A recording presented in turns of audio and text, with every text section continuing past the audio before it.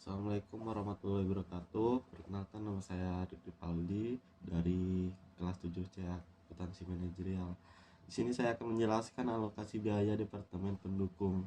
Di sini saya akan menjelaskan alokasi biaya. Alokasi biaya merupakan pembiayaan yang memberikan manfaat bersama dan yang terjadi ketika sumber daya yang sama digunakan untuk menghasilkan lebih dari satu produk.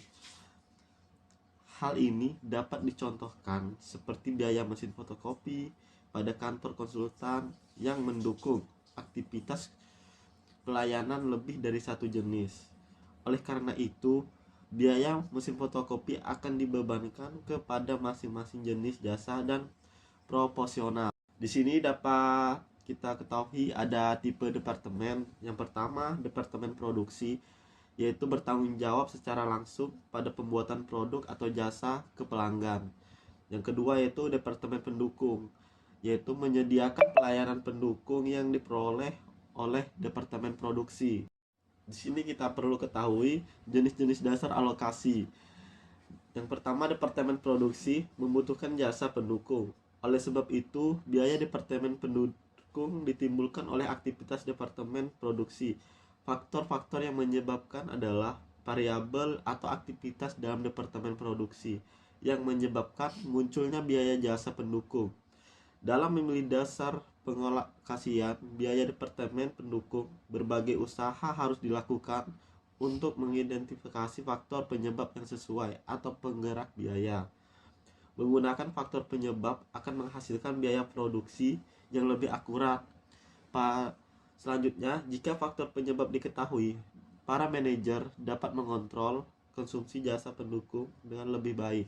Terus di sini terdapat 5 tujuan alokasi biaya. Yang pertama, untuk menghasilkan satu kesepakatan harga yang menguntungkan. Yang kedua, untuk menghitung probabilitas lini produk. Yang ketiga, untuk memprediksi pengaruh ekonomi dan perencanaan dan pengendalian. Yang keempat, untuk menilai persediaan. Terus yang terakhir, yang kelima, untuk memotivasi para manajer. Selanjutnya, pengalokasian biaya dari departemen ke produk. Setelah perusahaan dibagi ke dalam departemen dan semua biaya overhead ditelusuri ke tiap departemen, biaya departemen pendukung dibebankan ke departemen produksi dan tarif overhead dibuat untuk menentukan biaya produksi. Mungkin di sini kita bisa melihat langkah-langkah dalam pengalokasian biaya departemen pendukung ke departemen produksi. Yang pertama, mendepartementalisasi perusahaan. Yang kedua, mengklasifikasi masing-masing departemen sebagai departemen atau departemen produksi pendukung. Yang ketiga, menelusuri semua biaya overhead perusahaan untuk departemen pendukung atau produksi. Yang keempat, mengalokasikan biaya departemen pendukung ke departemen produksi. Yang kelima, menghitung tarif overhead yang ditentukan lebih dari dahulu untuk departemen produksi. 6.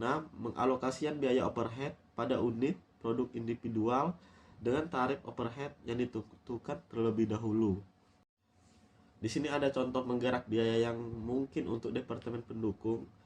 Yang pertama yaitu akuntansi, jumlah transaksi, kantin, jumlah karyawan, pemrosesan data, jumlah lini yang masuk, jumlah jam pelayanan, pemeliharaan, jumlah mesin, jumlah pemeliharaan, personalia, jumlah karyawan, jumlah PHK, jumlah karyawan baru, biaya tenaga kerja langsung.